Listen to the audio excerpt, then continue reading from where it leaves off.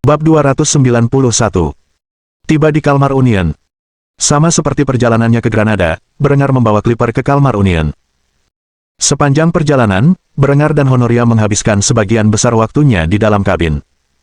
Pasangan itu menebus waktu yang hilang dengan cara mereka sendiri.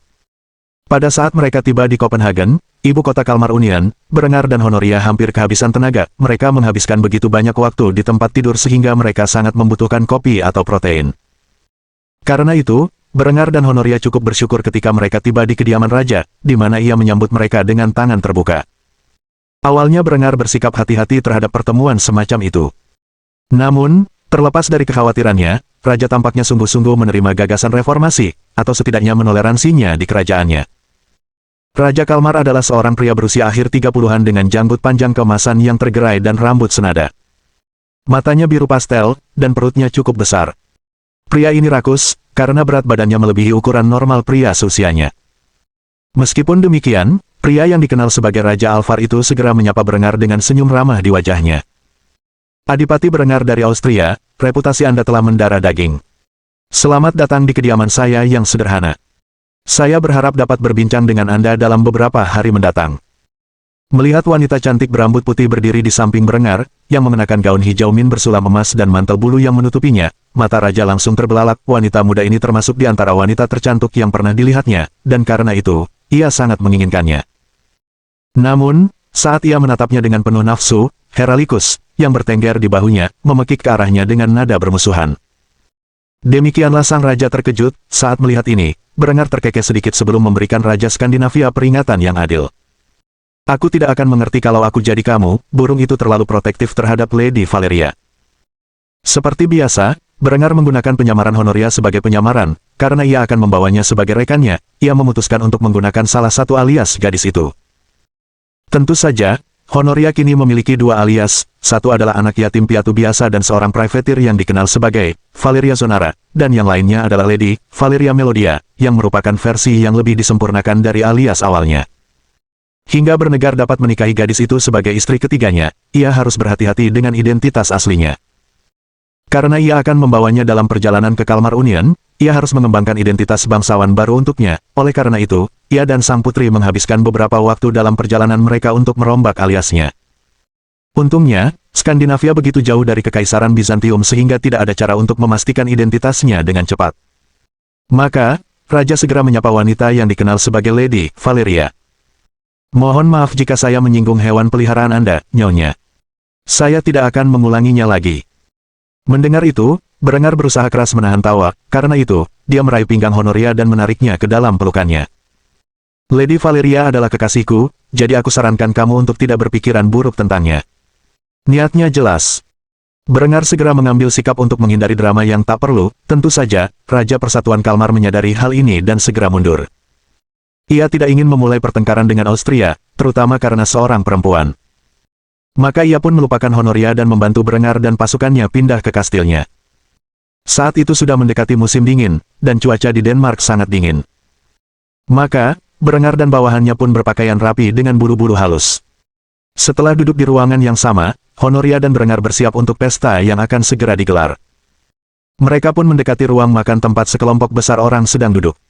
Umat Katolik, reformis, dan bangsawan berkumpul di ruang makan untuk menyambut Berengar. Melihat hal ini, Berengar cukup terhibur dengan gagasan umat Katolik dan reformis duduk di meja yang sama, berbagi roti, sementara umat Kristen lainnya berselisih paham karena perbedaan-perbedaan kecil mereka. Ketika Berengar duduk di meja di sebelah Honoria, mereka semua mulai berdoa. Setelah selesai, mereka mulai menyantap makanan mereka, di mana kepala gereja reformis setempat mulai berbicara kepada Berengar seakan-akan dia adalah seorang tokoh legendaris. Yang mulia, saya harus mengakui bahwa saya adalah penggemar berat karya Anda. Menyebarkan Injil kepada seluruh rakyat Jerman adalah langkah yang berani, dan saya mengagumi keberanian Anda. Sedangkan untuk umat Katolik, mereka justru menunjukkan ekspresi yang agak masam. Di bawah dekrit Raja Persatuan Kalmar, semua agama Kristen ditoleransi. Sang raja mungkin seorang yang rakus, tetapi ia telah melihat apa yang terjadi di Jerman dan Bohemia dan takut akan hal seperti itu terjadi di wilayahnya sendiri. Karena itu, ia memberlakukan hukum toleransi beragama dan menegakkan perdamaian antara faksi reformis yang sedang berkembang dan gereja Katolik di Skandinavia. Dengan demikian, umat Katolik berada dalam posisi yang sulit di meja perundingan, karena mereka tidak dapat secara terbuka menentang orang yang dikenal sebagai Berengar, yang terkutuk. Mendengar ini, Bernegar mengangguk ke arah reformis dan menyampaikan kekhawatirannya. Saya percaya bahwa penting bagi setiap orang untuk membaca firman Tuhan dan memahaminya secara utuh. Ada banyak hal yang dikhotbahkan gereja Katolik yang didasarkan pada tradisi yang didasarkan pada kepercayaan pagan, alih-alih firman Kristus. Meskipun umat Katolik ingin melompat menanggapi komentar ini, sang raja menatap mereka dengan saksama dengan tatapan penuh wibawa. Karena itu, mereka menenangkan diri dan makan makanan yang disediakan di meja. Melihat umat Katolik berperilaku baik, Berengar memutuskan untuk mengangkat topik itu dalam pikirannya saat ia berbicara kepada semua orang di meja. Melihat umat Katolik dan reformis makan bersama dengan begitu damai adalah visi yang saya miliki ketika memulai gerakan reformis saya. Sayangnya, di Jerman dan Bohemia, Vatikan memegang terlalu banyak kekuasaan dan berusaha menghancurkan kami. Saya senang melihat bahwa Anda, Raja Alvar, memiliki kendali yang begitu kuat atas tanah Anda sehingga Anda dapat mengizinkan dua sistem kepercayaan kita hidup berdampingan secara damai. Di satu sisi, ini merupakan pujian bagi Raja Alvar dan Persatuan Kalmar, di sisi lain, ini merupakan penghinaan bagi umat Katolik, yang menyiratkan bahwa mereka memegang terlalu banyak kekuasaan atas hukum manusia dan bahwa pemerintahan sekuler lebih penting. Meskipun demikian, baik Raja Alvar maupun para anggota reformis di istananya gembira mendengar pujian Berengar, dan karena itu, Raja Alvar mulai berbicara kepada Berengar. Kau memuliakanku, wahai Adipati Austria yang agung, aku telah mendengar tentang eksploitasimu. Di kedai-kedai, mereka menyanyikan lagu-lagu tentangmu seolah-olah kau adalah pahlawan rakyat kuno. Pria yang menguasai guntur. Itulah sebutan beberapa penyair untukmu. Berengar terkekeh mendengar pernyataan ini sebelum menjawab. Saya tidak mengklaim hal seperti itu, saya hanya memimpin ribuan orang dengan ribuan senjata, dan gema mereka hanyalah menyerupai guntur. Mendengar itu, Raja Alvar tertawa terbahak-bahak, sampai-sampai ia tersedak makanan yang sedang dimakannya. Saat itu juga, orang-orang di ruangan itu mulai panik, tak lama kemudian, pria itu pun roboh, berusaha sekuat tenaga untuk bernapas. Untungnya Berengar ada di ruangan itu dan langsung bertindak. Dia berada di belakang pria itu dan menggunakan manuver Heimlich yang pernah dipelajarinya selama menjadi tentara di kehidupan sebelumnya. Setelah beberapa kali mencoba, sang raja meludahkan potongan daging yang tersangkut di tenggorokannya dan terengah-engah. Butuh beberapa saat bagi sang raja untuk menyadari apa yang telah terjadi. Setelah itu, ia bangkit dan menepuk punggung Berengar. Aku berutang nyawa padamu. Terhadap pertanyaan ini, Berengar hanya menepis tangannya dan menjawab dengan tenang. Itu bukan apa-apa, aku tahu kau akan melakukan hal yang sama. Meskipun mengetahui pasti bahwa Alvar tidak sanggup melakukan hal seperti itu, sikap rendah hati Berengar dalam tindakan kepahlawanan itu meninggalkan kesan yang baik pada para bangsawan Skandinavia yang berkumpul di meja makan. Setelah berkata demikian, Raja Alvar kembali ke tempat duduknya, di sana ia mulai bersulang sebelum minum dari pialanya. Menuju persahabatan abadi dengan Austria. Setelah itu, orang-orang istana mulai meneguk minuman mereka untuk menghilangkan rasa terkejut dan mengobrol satu sama lain. Meskipun Berengar tahu ia tidak akan dapat dengan mudah menjalin aliansi militer dengan Serikat Kalmar, peristiwa kebetulan ini cukup untuk membantunya mendapatkan dukungan mereka. Setidaknya, ia tidak perlu khawatir tentang invasi dari utara untuk sementara waktu. Bab 292. Memancing dan diplomasi. Berengar terbangun cerah dan pagi-pagi sekali di pagi yang dingin menjelang musim dingin, ia berbaring telanjang di atas kasur bulu yang diselimuti bulu beruang, sosok Honoria yang telanjang dan indah berbaring di sampingnya. Ia memeluknya dengan penuh kasih sayang, seolah-olah ia sama sekali tak rela melepaskannya dari pandangannya, bahkan dalam tidurnya. Sedangkan Heralikus, ia duduk bertengger di mimbar yang dibawa Honoria untuk elang peliharaannya, menatap tajam Berengar. Semakin lama Heralikus menatap Berengar bersama tuannya, semakin ia merasa protektif. Terlepas dari itu, Berengar membalas tatapan tajam elang dengan senyum licik. Setelah melakukannya, ia meraih dada Honoria yang besar dan meremasnya lembut sebelum mencium bibirnya. Gadis itu segera terbangun setelah merasakannya dan menatap mata safir Berengar. Saat itu ia tidak mengenakan penutup mata, sehingga ia dapat melihat pupil matanya yang terluka, bersama dengan pupilnya yang masih utuh, yang jarang ia lihat. Meskipun lukanya parah, ia sama sekali tidak takut, justru, menurutnya, hal itu semakin memperkuat karakter Berengar. Karena itu, ia mendekap wajah Heralikus dengan penuh kasih sayang sambil mendorongnya ke tempat tidur dan mulai menciumi lehernya dengan penuh gairah. Tak lama kemudian, keduanya kembali bermesraan, dan Heralikus memutuskan untuk melindungi matanya dengan sayapnya. Karena ia terjebak di ruangan berjendela tertutup ini, mustahil baginya untuk melarikan diri, oleh karena itu, ia berusaha sekuat tenaga untuk menghindarinya. Sepanjang perjalanan ia terus seperti ini, dan ia mulai merasa kesal dengan pasangan muda itu. Setelah beberapa saat, Honoria dan Berengar berpakaian, lalu menyambut raja dan keluarganya di meja makan untuk sarapan. Setelah malam sebelumnya, Raja Alvar dan Berengar telah berhubungan cukup baik, keduanya gemar minum, dan Berengar telah menyelamatkan nyawanya. Namun, Berengar tidak meminta imbalan apapun, bersikeras bahwa ia hanya melakukan hal yang benar dan tindakan yang benar tidak boleh dibalas sebagai suatu kebaikan. Alasannya cukup sederhana, di hadapan kaum reformis Skandinavia, mereka akan melihat hal ini sebagai bukti hakikat sejati Berengar, terlepas dari fitnah gereja Katolik. Sedangkan bagi gereja Katolik, mereka tidak dapat menggunakan peristiwa itu untuk mencoreng namanya, dan dengan demikian Berengar telah membeli dirinya sendiri publisitas yang baik di mata orang-orang Skandinavia. Sejujurnya, Berengar tidak menginginkan aliansi militer dengan Uni Kalmar. Ia yakin akan ada beberapa konflik dengan mereka di masa mendatang terkait masalah Schleswig-Holstein. Oleh karena itu, yang diinginkan Berengar dalam kunjungan ini adalah membangun perjanjian perdagangan yang menguntungkan antara kedua kerajaan dan fakta non-agresi. Tujuannya dengan sarapan ini adalah untuk lebih mempererat hubungannya dengan keluarga kerajaan Kalmar Union. Maka Berengar duduk di sebelah Honoria saat mereka menyantap hidangan sederhana. Hidangan utamanya terdiri dari roti gandum hitam, kubis, dan babi asin. Saat Berengar memakan makanannya, ia bertanya tentang rencana raja untuk hari itu. Jadi, Raja Alvar, katakan padaku, apa rencanamu hari ini?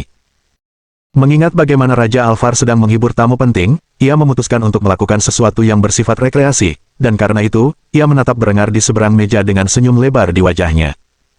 Aku sedang berpikir untuk pergi memancing. Kamu mau ikut? Tanpa ragu sedetik pun, Berengar mengangguk dan menerima tawaran itu. Jika Anda menawarkan, maka saya akan dengan senang hati menerimanya. Mendengar ini, Honoria langsung menarik lengan baju Berengar dengan ekspresi cemberut. Ia tidak ingin ditinggal sendirian bersama keluarga kerajaan dan sekelompok pengawal. Namun, Berengar harus memastikan tujuannya dalam kunjungan ini, dan karena itu, ia harus meninggalkannya. Lagi pula, memancing adalah pekerjaan yang bisa membuat pria terikat, dan kehadiran wanita akan merusaknya. Karena itu, seisi rumah Alvar dan tuan rumah Berengar menikmati sarapan sederhana yang dipenuhi canda tawa yang wajar. Baru pada sore hari Berengar dan Raja Alvar meninggalkan istana dan mendekati dermaga Copenhagen, tempat mereka mulai melemparkan tali pancing dan memancing untuk makan. Meskipun alat pancing abad pertengahan itu berbeda dengan perlengkapan yang biasa digunakan Berengar di abad ke-21 dari kehidupan masa lalunya, ia cepat beradaptasi dan tak lama kemudian ia sudah duduk santai menunggu umpan datang. Sambil melakukannya, ia meraih kantong anggur dari balik mantel bulunya dan mulai meminumnya. Setelah itu, ia menyeka tutupnya sebelum menyerahkannya kepada Raja Alvar.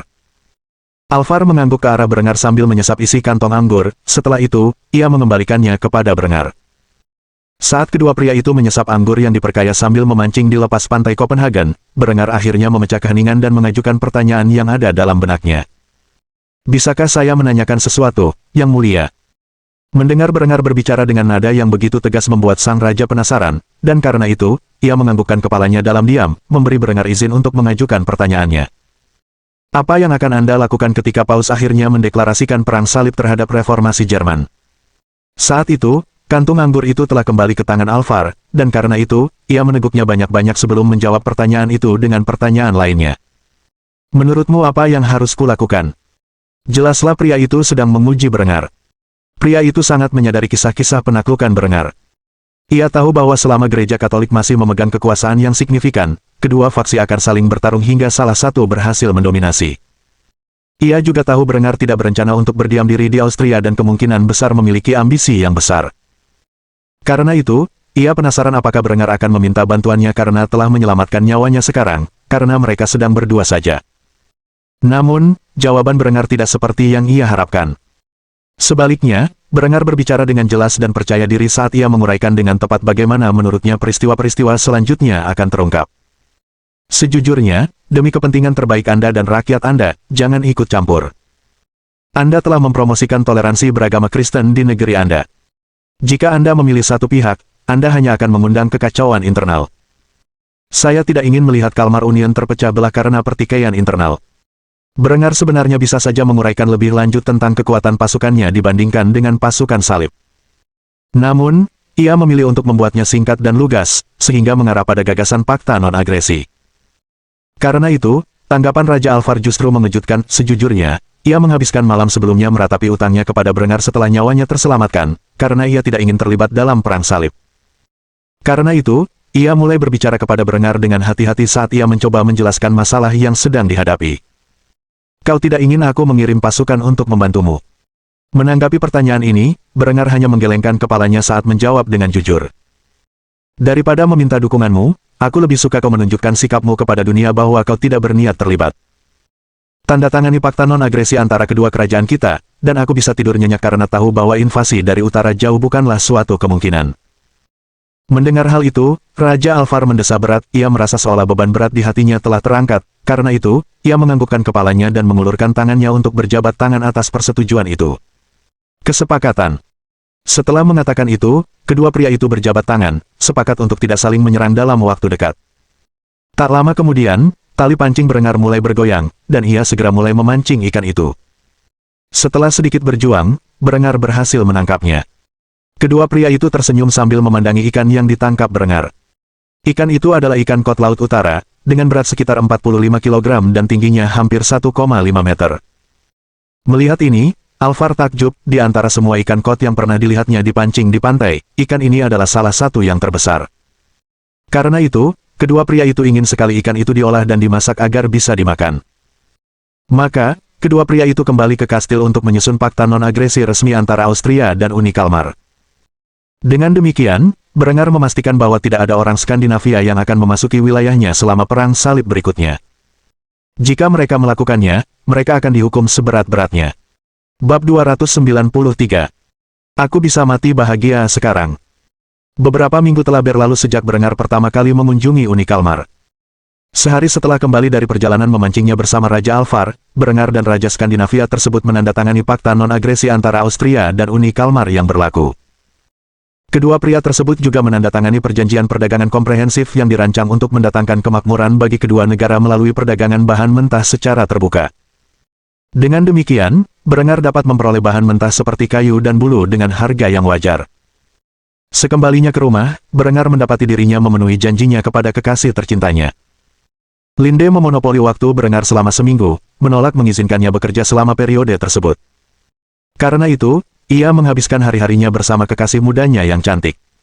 Ketika mereka tidak sedang bercinta, mereka menghabiskan waktu sebagai keluarga bersama anak-anak mereka. Selama waktu ini, Honoria menghabiskan waktunya melatih kru yang ia besarkan, dan karena itu, ia jarang bertemu Berengar. Lagi pula, ia tahu betul janji yang dibuat Berengar kepada Linde dan tidak berniat mengganggu mereka. Tanpa disadari Berengar, hari ulang tahunnya telah tiba, dan bersamaan dengan itu, musim dingin resmi dimulai. Hari ini, tanggal 21 Desember tahun 1420, adalah hari ulang tahun Berengar yang ke-24. Karena itu, banyak tamu datang untuk merayakannya, dan meskipun Berengar ingin meminimalkan jumlah tamu, ia tidak mungkin menolak mereka yang datang. Bagi Berengar, hari ulang tahun sama saja dengan hari biasa, dan ia tidak pernah memedulikannya. Lagi pula, ia telah menghabiskan sebagian besar hari ulang tahunnya di kehidupan sebelumnya sendirian sehingga merasa tidak nyaman jika ada begitu banyak orang yang merayakan sesuatu yang baginya hanyalah hari biasa. Setelah beberapa lama dikelilingi berbagai tamu, Berengar akhirnya berhasil lolos dari cengkeraman mereka saat ia pergi ke balkon, tempat ia mulai menghisap rami. Berengar telah lama membudidayakan bahan untuk industri tekstil, tetapi sesekali, ketika sarafnya sedang kacau, ia akan menghisap rami. Berbeda dengan ganja, bunga rami mengandung sedikit THC, sehingga ia tidak merasa teler. Namun, bunga rami mengandung CBD dalam jumlah besar, sehingga membantu relaksasi.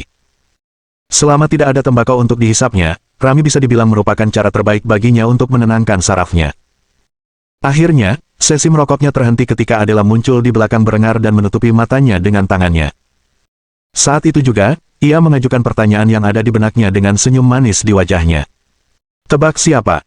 Saat Berengar mendengar ini, senyum muncul di wajahnya saat dia mematikan rokok Hem. Dia lalu meraih tangan mungil Adela sebelum menjawab pertanyaannya. Adela, aku tahu itu kamu. Karena Berengar tidak ikut bermain-main dengan permainan perempuan muda itu, perempuan itu langsung melepaskannya dan mulai cemberut. Saat Berengar melihat ini, ia menganggapnya menggemaskan dan mengelus rambut pirang halus perempuan itu sebagai balasan. Hal ini justru membuat Adela semakin cemberut karena ia masih diperlakukan seperti anak kecil, meskipun ia telah tumbuh dewasa selama beberapa tahun terakhir. Melihat hal ini, Berengar mengulurkan tangannya sambil melihat kembali ke dalam, ke arah pesta yang sedang berlangsung di ruang dansa. Sambil melakukannya, ia menanyakan pertanyaan yang kemungkinan besar ingin didengar Adela. Apakah kamu ingin berdansa? Setelah mendengar ini, semua rasa tidak puas adalah sirna, dan ia langsung tersenyum sambil menggenggam tangan Berengar, lalu menuntunnya ke lantai dansa. Meskipun sudah lama mereka tak berdansa, Berengar tak melupakan gerakan-gerakan itu dan mulai berdansa waltz bersama tunangannya disaksikan oleh para tamu. Seperti biasa, Berengar mencuri perhatian dengan penampilannya yang anggun dan seorang gadis cantik di sisinya, sehingga semua mata tertuju padanya dan tunangannya yang masih muda. Linde dan Honoria pun menyaksikan dengan ekspresi iri. Kedua wanita itu menyusun rencana dalam benak mereka secara bersamaan dan mulai berkomunikasi secara rahasia. Saat Berengar selesai berdansa dengan Adela, baik Linde maupun Honoria menghampirinya, meskipun kelelahan akibat acara tersebut, Berengar dapat melihat ketertarikan yang besar di mata mereka dan mengulurkan tangannya ke arah Linde di mana ia mulai berdansa dengannya untuk beberapa saat. Para tamu menatap Berengar dan kekasihnya dengan ekspresi rumit. Hubungan Berengar dengan Linde sudah diketahui oleh bangsawan Austria saat itu, lagi pula, ia memiliki 2 anak dengan gadis itu, dan terlepas dari skandal ini, hanya sedikit yang cukup berani untuk mencelanya secara terbuka. Namun, yang benar-benar mengejutkan mereka adalah setelah Berengar berdansa dengan Adela dan Linde, ia pun menggandeng tangan Honoria dan berdansa waltz dengannya. Hanya sedikit orang di luar Kufstein yang mengetahui tentang akuisisi terbaru Berengar, dan karena itu, mereka cukup terkejut mengetahui bahwa Berengar mungkin telah memiliki kekasih lain.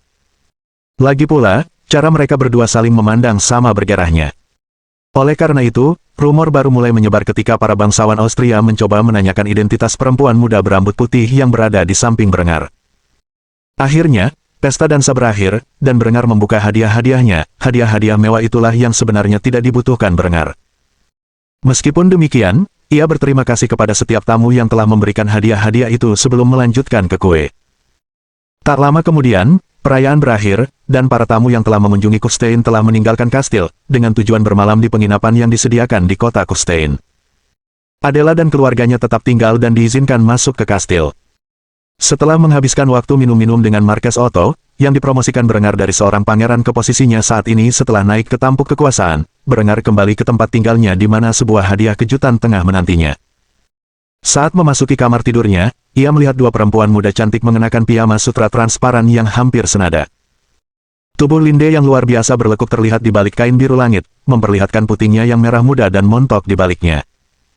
Sedangkan Honoria, ia mengenakan pakaian yang sama, tetapi warnanya hijau min, senada dengan warna matanya.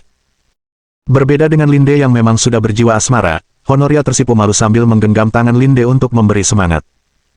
Keduanya telah merencanakan hadiah istimewa untuk Berengar, dan karena itu, mereka memutuskan untuk mempersembahkan diri mereka untuknya di malam ulang tahunnya.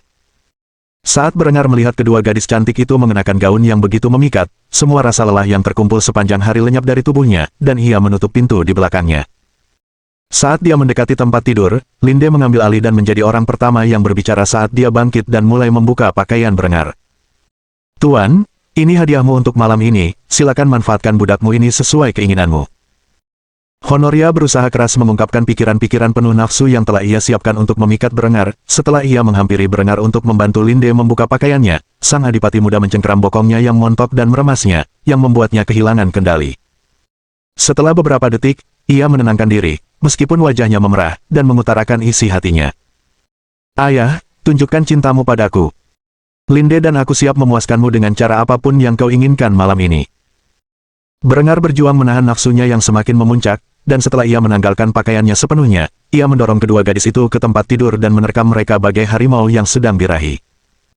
Ia akan menghabiskan sepanjang malam bercinta dengan kedua wanitanya, baru setelah fajar menyingsing dan mereka bertiga bermandikan keringat, di antara cairan tubuh lainnya, mereka tertidur dalam pelukan satu sama lain. Saat Berengar mulai pingsan, satu pikiran terakhir muncul di benaknya. "Saya bisa mati bahagia sekarang." Ia tak tahu pasti, tetapi peristiwa ini telah mempererat ikatan di antara mereka bertiga. Pada akhirnya, pemandangan seperti itu akan menjadi rutinitas bagi Berengar dan para kekasihnya. Saat itu, ia sangat menikmati hidupnya yang damai. Namun, kedamaian tak bertahan lama, dan tak lama kemudian, Austria akan kembali dilanda perang. Bab 294. Merakit Kru 2.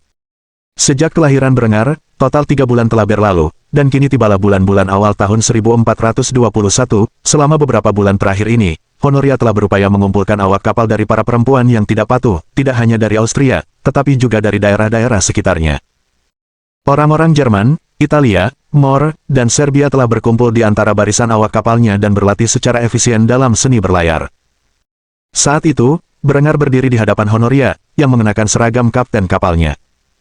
Ia satu-satunya orang bebas yang diizinkan naik ke kapal perang 20 meriam yang diberi nama Pembalasan Honoria sesuai namanya sendiri. Meskipun hanya sedikit yang tahu identitas aslinya, dan karena itu, kapal itu diduga dinamai Putri Bizantium yang hilang.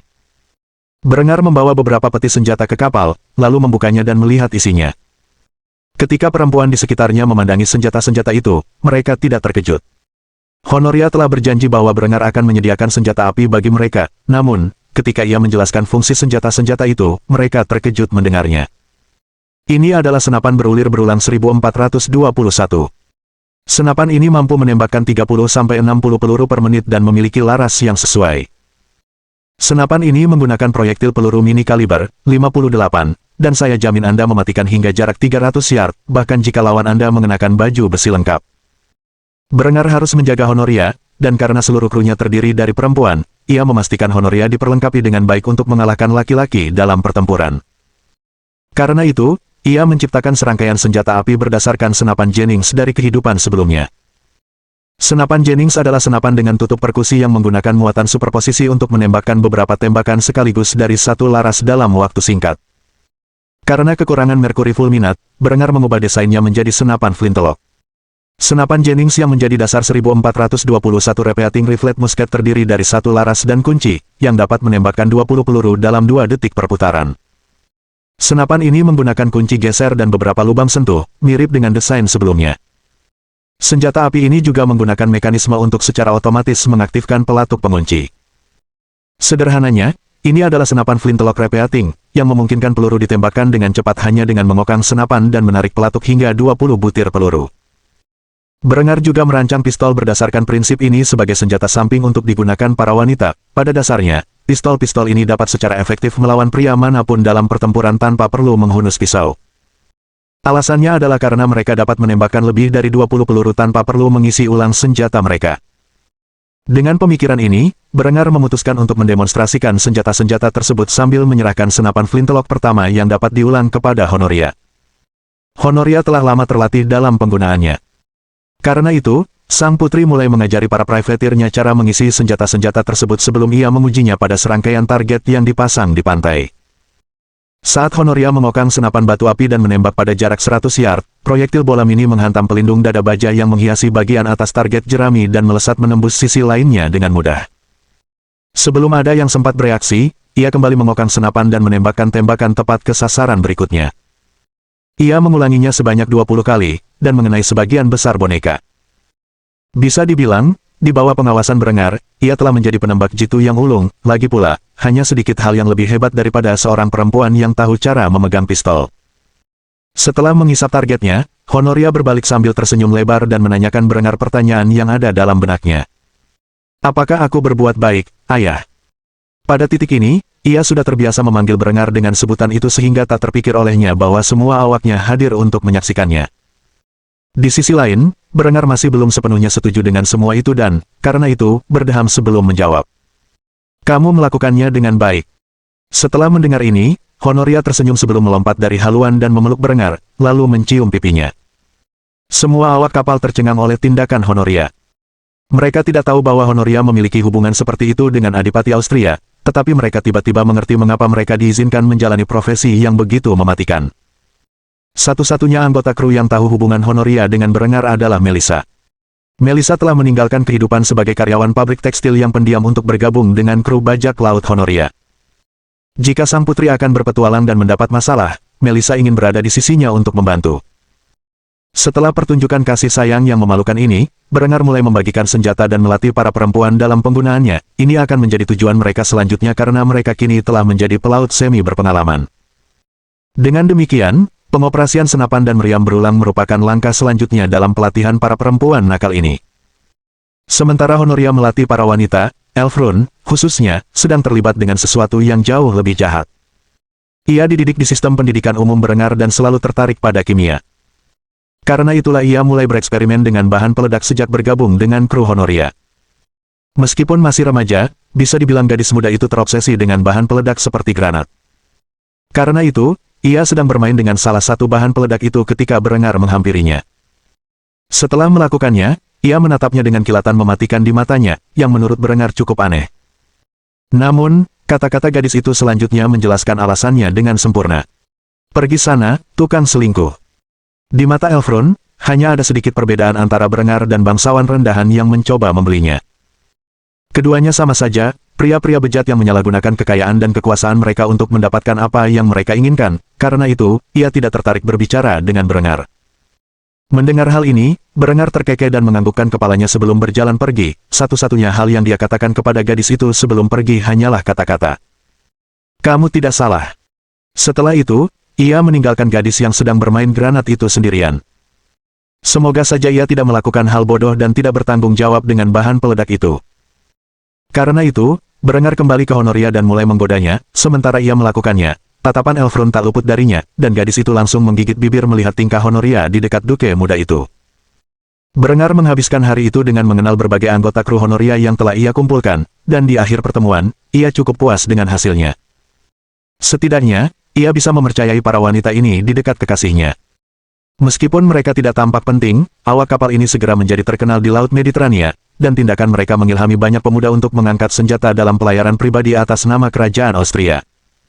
Honoria akan menjadi kapal pertama yang mengawali era baru perang laut, era yang sangat dinantikan Berengar. Ketika Honoria dan kru kapalnya yang berisi gadis-gadis nakal mulai bertransisi ke dunia bajak laut, berbagai peristiwa lain terjadi di seluruh dunia, tetapi itu adalah kisah untuk lain waktu. Bab 295. Berbaris di Kairo. Berbulan-bulan telah berlalu sejak Honoria mengumpulkan krunya, dan sekarang di tepi lain Mediterania di tanah Firaun dan Raja, Aretas sedang dalam proses merendahkan Kesultanan Mamluk.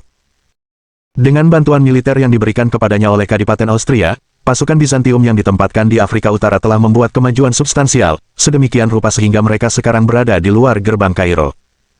Meskipun tembok-tembok kokoh dibangun mengelilingi kota yang megah itu, gemuruh puluhan elang dapat terdengar oleh penduduk di dalamnya. Setiap kali ditembakkan, kota mulai berguncang, dan peluru meriam seberat 1 pon menghancurkan benteng batu yang telah melindungi penduduk sipil di dalamnya selama beberapa generasi. Jika Cario direbut, sisa provinsi Mesir akan segera jatuh. Benteng terakhir Mamluk di wilayah paling timur Mediterania berada di ambang kehancuran. Akibatnya, para pembelanya mati-matian menembakkan panah ke arah pasukan Bizantium. Berbeda dengan pasukan Berengar, yang melapisi bagian vital tubuh mereka dengan pelat baja karbon tinggi yang dikeraskan dan dikeraskan, pasukan Kekaisaran Bizantium terutama dilapisi dengan baju zirah berpola cermin dari baja ringan, di atas baju zirah rantai. Oleh karena itu, masih terdapat beberapa celah signifikan dalam perlindungan mereka. Akibatnya, panah dan anak panah yang ditembakkan para pemanah Mamluk berhasil menembus celah-celah tersebut dan, akibatnya, melukai tentara Bizantium secara signifikan, bahkan mungkin membunuh mereka. Saat ini, Aretas berdiri di belakang kamp pengepungan yang telah didirikan, menyaksikan pasukan artilerinya menembakkan meriam falconet, sementara para arkebusiernya menahan tembakan musuh. Para prajurit Bizantium yang gagah berani itu melepaskan tembakan-tembakan dahsyat mereka ke arah pertahanan musuh sambil dihujani panah dan anak panah. Saat para arkebusier Bizantium menembaki para pembela, proyektil mereka melesat ke atas benteng. Para Mamluk yang malang terkena tembakan itu mendapati baju zirah mereka hancur, dan nyawa mereka melayang. Darah berceceran di medan perang sementara jumlah korban jiwa mulai meroket. Setelah beberapa jam konflik yang sengit, pemboman berhenti, dan tentara kedua belah pihak kembali ke markas mereka. Bagi Bizantium, mereka telah mendirikan kamp pengepungan standar abad pertengahan di luar gerbang kota. Di dalam kamp ini, Aretas menegur perwira artileri, karena bahan besi cor yang digunakan untuk membuat meriam tersebut, mereka tidak dapat menahan pemboman terus-menerus, tidak seperti baja karbon tinggi yang digunakan Berengar untuk membuat meriamnya.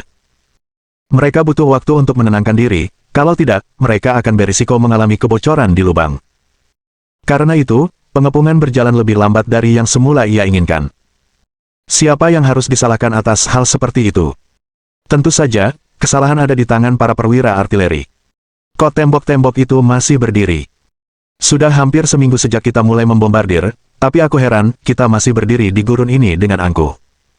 Runtuhkan tembok-tembok itu, atau aku yang rugi. Para perwira artileri saling berpandangan dengan ekspresi bingung. Mereka tidak berani mengungkapkan bahwa Decentius, pangeran kekaisaran kedua, dan tangan kanan Aretas, telah memerintahkan mereka untuk melakukan pemboman cukup lama hingga menarik perhatian para pembela. Alasan dibalik hal ini diselimuti oleh konspirasi, dan Aretas tidak menyadarinya, oleh karena itu, ia terus mengecam para perwira artileri. Aku bersumpah jika tembok itu tidak dirobohkan besok pagi, kepala kalian akan. Di tengah kalimat, Aretas memotong kata-katanya karena tanah mulai bergetar, dan bersamaan dengan itu, terjadi letusan. Ini bukan gempa bumi biasa, tak lama kemudian, benteng-benteng di sekitar kota Kairo mulai runtuh. Tembok dan menara pengawas mulai runtuh ke tanah saat fondasi tempat mereka dibangun hancur berkeping-keping. Seolah-olah neraka telah memutuskan untuk muncul dari dalam kota. Jeritan para prajurit dan warga yang bertahan bergema di udara saat ledakan dahsyat memenuhi udara. Aretas menyaksikan pemandangan mengerikan itu dengan kaget ketika dia menatap kehancuran yang terjadi di kota Kairo. Tak lama kemudian, dia dapat mendengar Pangeran Decentius, yang merupakan wakil komandannya, dan anak baptisnya bersorak di kejauhan saat dia berteriak sekuat tenaga. Untuk kekaisaran. Dengan nyanyiannya, seluruh prajurit di kamp Bizantium mulai bersorak bersamanya. Saat Aretas melihat sekeliling medan perang dan kehancuran yang ditimbulkannya, hanya ada sedikit waktu sebelum pasukan Bizantium berkumpul di belakang Decentius dan menyerbu reruntuhan kota. Dengan pangeran memimpin serangan, pasukan Bizantium menyerbu melewati tembok yang rusak dan mulai menancapkan tombak mereka ke tubuh siapapun yang cukup malang untuk masih bernapas setelah peristiwa bencana seperti itu. Darah mulai memenuhi jalanan Kairo saat para prajurit Bizantium merenggut nyawa setiap jiwa di gerbangnya. Tak seorang pun, pria, wanita, atau anak-anak, luput dari pembantaian yang diperintahkan Decentius. Hal seperti itu belum pernah terjadi di bawah pengawasan Aretas, dan karena itu, para strategos yang pemberani segera berusaha menghentikan pembunuhan yang tak berperi kemanusiaan itu. Namun, sebelum pria itu sempat melakukannya, ia mendapati dirinya dikepung dari segala penjuru oleh para prajuritnya, yang telah menurunkan tombak mereka ke arahnya. Para prajurit ini telah berada di bawah pengawasannya selama bertahun-tahun, namun kini mereka menghalanginya untuk menghentikan pembantaian kejam Decentius atas kota itu.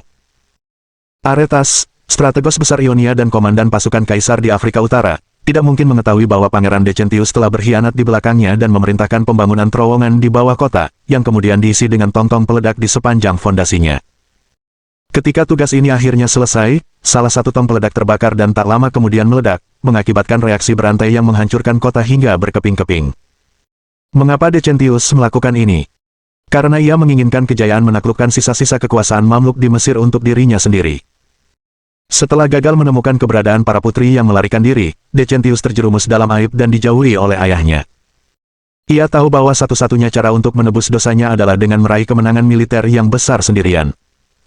Dengan tindakan ini, Kairo telah jatuh, dan prestise yang menyertainya jatuh ke tangan sang pangeran muda.